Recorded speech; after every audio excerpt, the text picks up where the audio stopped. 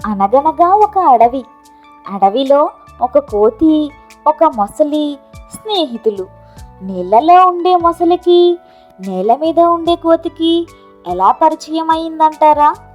ఏమో, అది ఎవరికీ తెలియదు. ఎలాగో పరిచయం అయింది. కోతి ఇల్లు ఒక చెట్టు మీద ఉండేది. ఆ చెట్టు పక్కనే ఉన్న నదిలో మొసలి ఇల్లు.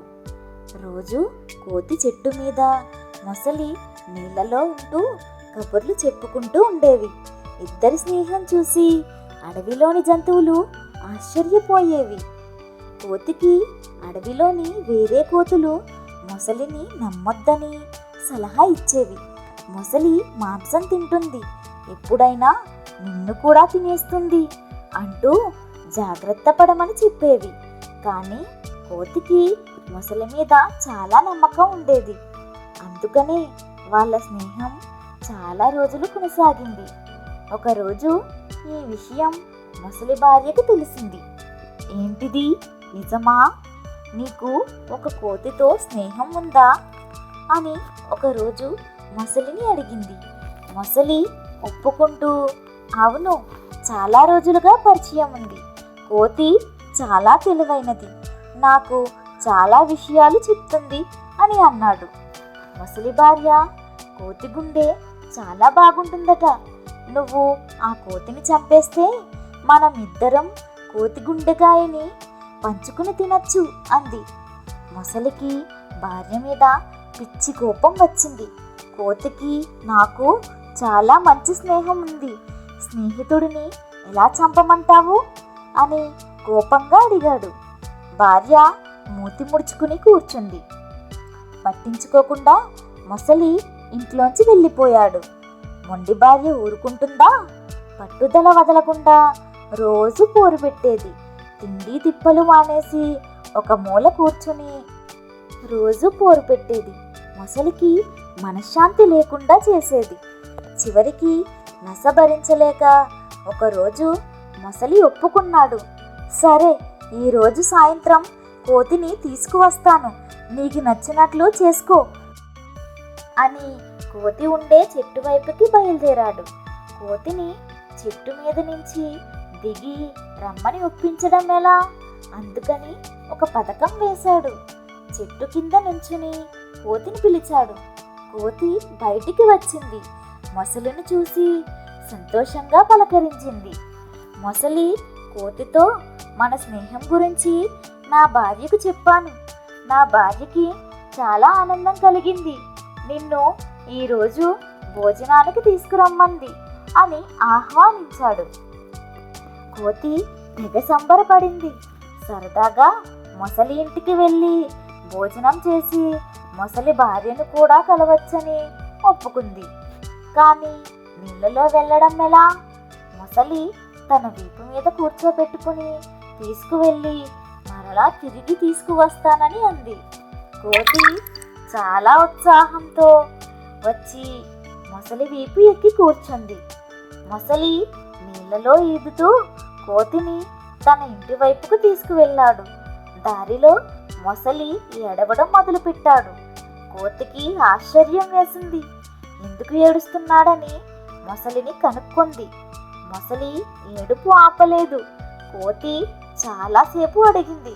మొత్తానికి నది మధ్యలో కొన్ని రాళ్ల మీదకి ఆగి ఇద్దరూ మాట్లాడుకున్నారు. భోజనానికి పిలిచింది అబద్ధమని, మొసలి తన భార్య కోతిని తిందామని ఈ పథకం వేశారని నిజం చెప్పేశాడు మొసలి. ఈ మాట విన్న కోతికి ఒక్కసారిగా గుండె ఆగిపోయినంత పని అయ్యింది. ఎలాగరా ఇందులోంచి బయటపడడం అని ఒక పక్క, అసలు అందరూ చెప్తున్నా వినకుండా ఈ మొసలిని ఎలా నమ్మానా అని మరో పక్క బుర్రలో ఒకటేసారి ఆలోచనలు తిరిగాయి. నమ్మక ద్రోహం జరిగినందుకు దుఃఖం, ప్రాణాలు పోతాయేమోనని భయం, ఎలా తప్పించుకోవాలని ఆందోళన. కానీ కోతి చాలా తెలివైనది. అంత సులువుగా ప్రాణాలు వదులుకుంటుందా? ఈ భావాలేమీ మొసలికి తెలియనివ్వలేదు. గట్టిగా నవ్వడం మొదలుపెట్టింది. మొసలి కన్నీళ్లు నవ్వుతున్న కోతిని చూసి ఒక్కసారిగా ఆగిపోయాయి. ఇది ఊహించలేనిది కదా. కోతి మొసలితో ఇలా అంది, ఓస్, ఇంతేనా? దీనికి ఎందుకు ఏడుస్తున్నావు? ముందు చెప్తే నేనే నీకు నా గుండె తెచ్చి ఇచ్చేవాడిని. కానీ ఇప్పుడు అది నా దగ్గర లేదు. నా ఇంట్లో భద్రంగా దాచి వచ్చాను. మళ్ళీ ఇంటికి తీసుకుని వెళ్తే చెట్టులోంచి నా గుండె తీసుకువచ్చి నీకు ఇస్తాను. నువ్వు నీ భార్యకి ఇచ్చి ఆనందంగా ఉండండి అని కోతి అంది. మొసలి కోతి మాటలను నమ్మేసింది. కోతిని తిరిగి ఇంటికి తీసుకువెళ్ళింది. కోతి అమ్మయ్య అనుకుని ఒక్క గెంతు గెంది మొసలి వీపు మీద నుంచి చెట్టుకి ఎక్కేసింది. ఇంట్లోకి వెళ్ళి సడీ చప్పుడు చేయకుండా కూర్చుంది. అలా ప్రాణాలు కాపాడుకుంది. మొసలి చాలాసేపు ఎదురు చూసి మొత్తానికి కోతిని పిలిచింది.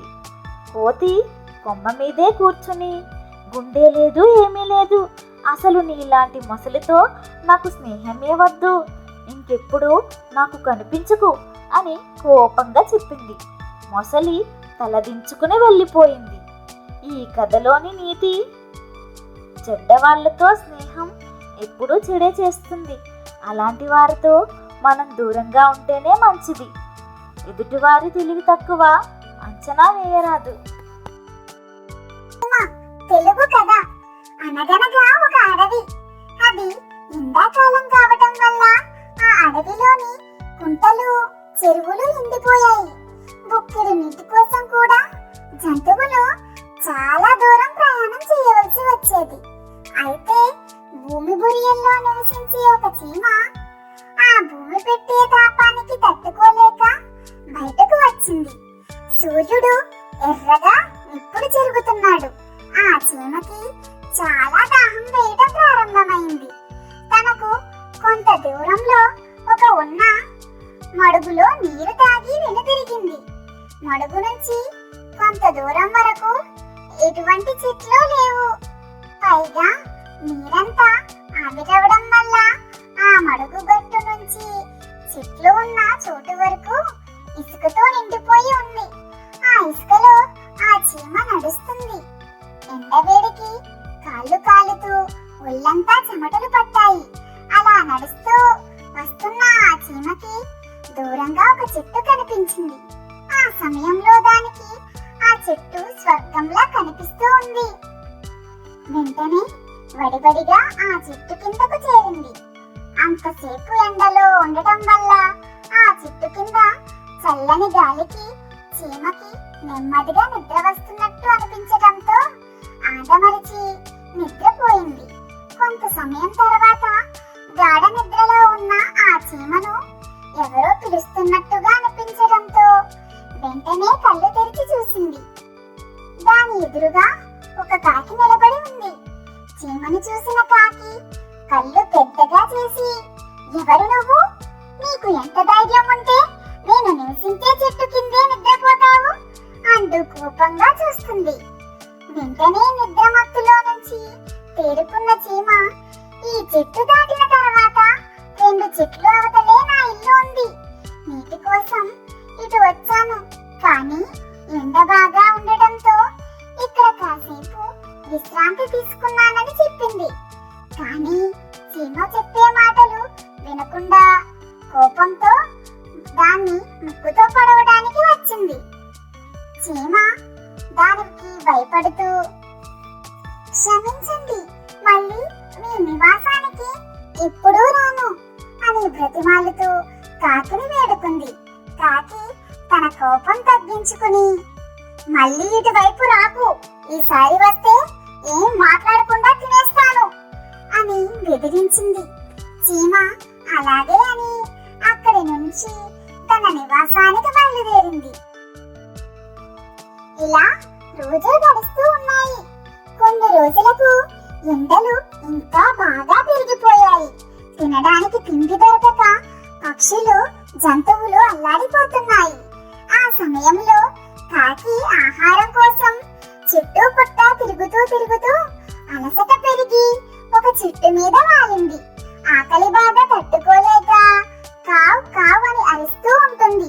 కొంత సమయం తర్వాత కాకి ఆ చెట్టు కింద చీమ ఆహారపు గింజలను ఒకటి తర్వాత మరొకటి ఒక చీమల పుట్ట నుండి మరొక చీమ పుట్టలోకి చేరుస్తూ ఉంటుంది. అది చూసిన కాకి ఆకలి తీర్చుకోవటానికి తనకు కొన్ని గింజలు పెట్టమని బ్రతిమాలింది. కాకిని చూసిన చీమకి జాలి వేసింది.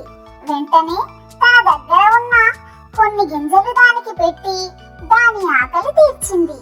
వెంటనే కాకికి ఒకసారి ఆ చీమ పట్ల తన ప్రవర్తన గుర్తుకు వచ్చింది.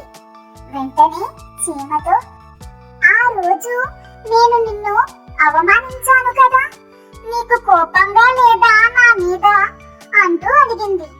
దానికి చీమగా చిన్నగా నవ్వి, మిత్రమా, ఈ ప్రకృతిలో ఉన్న అనంతమైన సంపద అందరిది. అది ఏ ఒక్కరి సొంతం కాదు.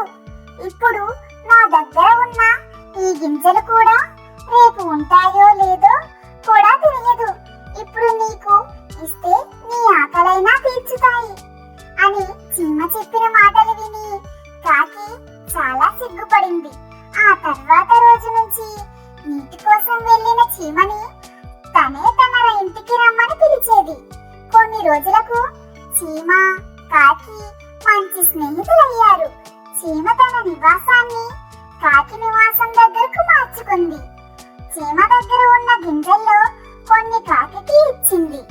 అందులో కొన్ని గింజలు ఆ చెట్టు కింద నాటారు. కాకి ప్రతిరోజు ఆ గింజలకు ముక్కుతో నీళ్లు పోస్తూ ఉండేది.